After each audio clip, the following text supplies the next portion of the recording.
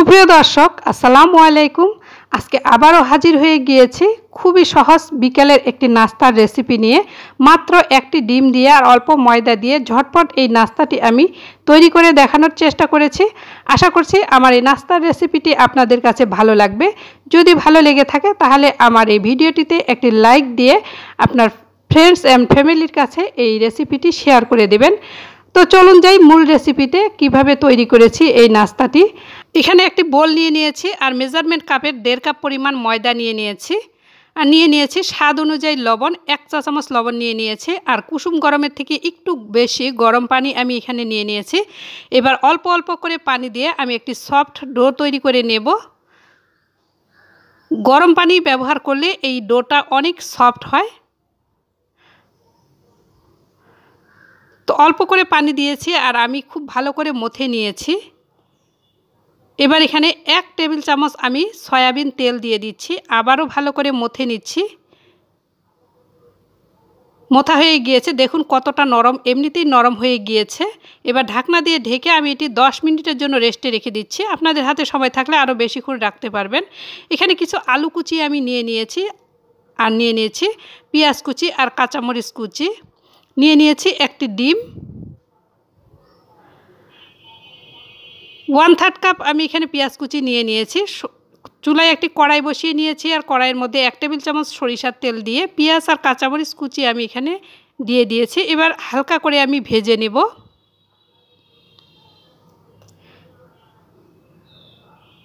ঝালটি আপনারা আপনাদের স্বাদ অনুযায়ী অ্যাড করে দিবেন।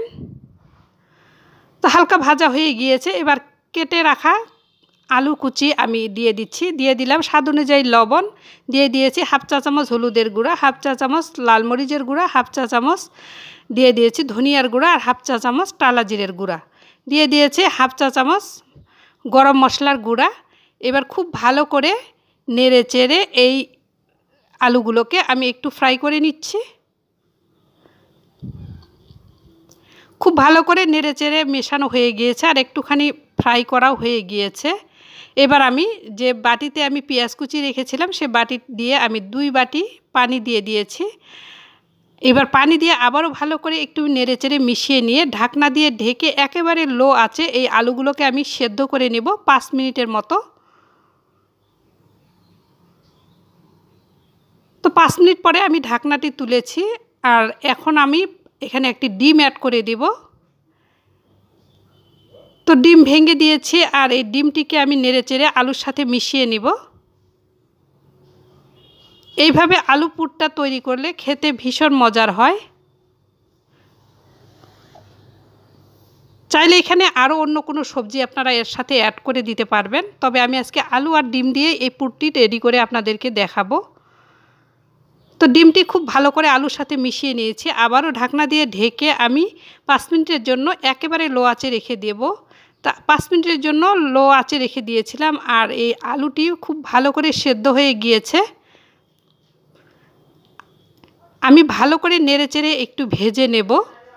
এখন অ্যাড করে দিচ্ছি 1 চা চামচ সয়া সস আর 1 চা চামচ টমেটো সস। এটি সম্পূর্ণ অপশনাল, এটি না দিলেও চলবে, তবে দিলে এর টেস্টটা অনেকটা ভালো আসে।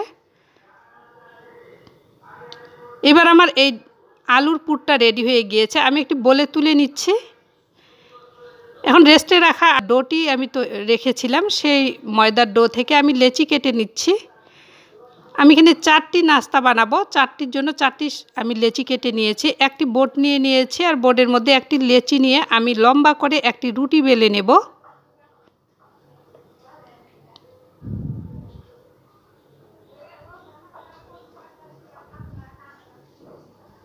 লম্বা করে পাতলা করে আমি একটি রুটি বেলে নিয়েছি। এবার এর উপরে আমি মাছ বরাবর পুর দিয়ে দেব আর এই পুরটি আপনারা আপনাদের পছন্দ মতো দিতে পারবেন, কমিয়ে বাড়িয়ে। আমি একটু বেশি করে পুর দিয়ে দিচ্ছি। এবার পুর দিয়ে একটা পাশ আমি ফোল্ড করে দিব।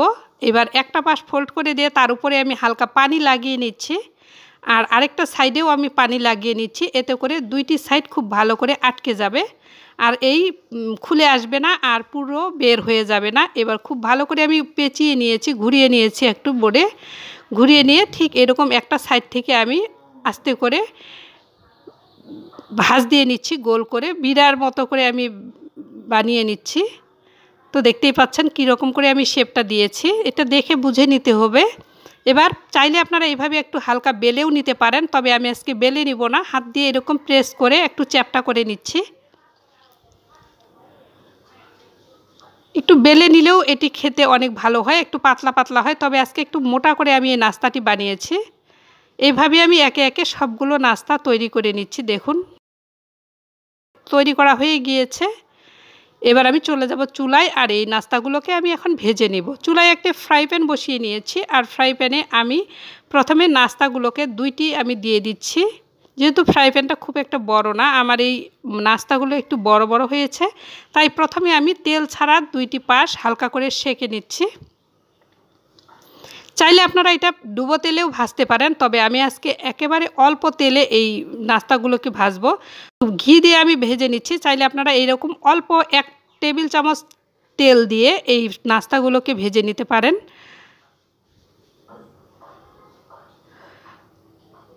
একেবারে মিডিয়াম টু লো আছে এই নাস্তাগুলোকে একটু সময় নিয়ে ভেজে নিতে হবে, লাল লাল করে এই নাস্তাগুলোকে ভেজে নিতে হবে। এতে করে উপরটা অনেকটা ক্রিস্পি আর ভিতরটা পুরে ঠাসা।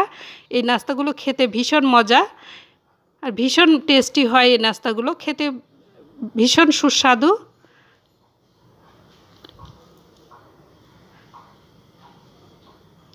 তো সাইডগুলো আমি হালকা ঘুরিয়ে ঘুরিয়ে ভেজে নিচ্ছি। দেখতেই পাচ্ছেন খুব সুন্দর একটি কালার চলে আসতেছে, আর মুচমুচে একটি ভাব হয়ে গিয়েছে উপরটা। তো এইভাবে উল্টিয়ে পাল্টিয়ে আমি ভেজে নিচ্ছি। একটু সময় লাগবে এই নাস্তাটি ভাজতে।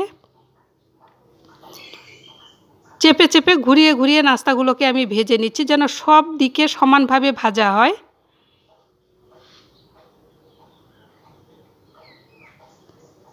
চাইলে এই নাস্তাগুলোকে আরও ছোট ছোট করে আপনারা তৈরি করতে পারেন। তো আমার সুন্দর একটি কালার চলে এসেছে আর খুব সুন্দর মুচমুচে হয়ে গিয়েছে।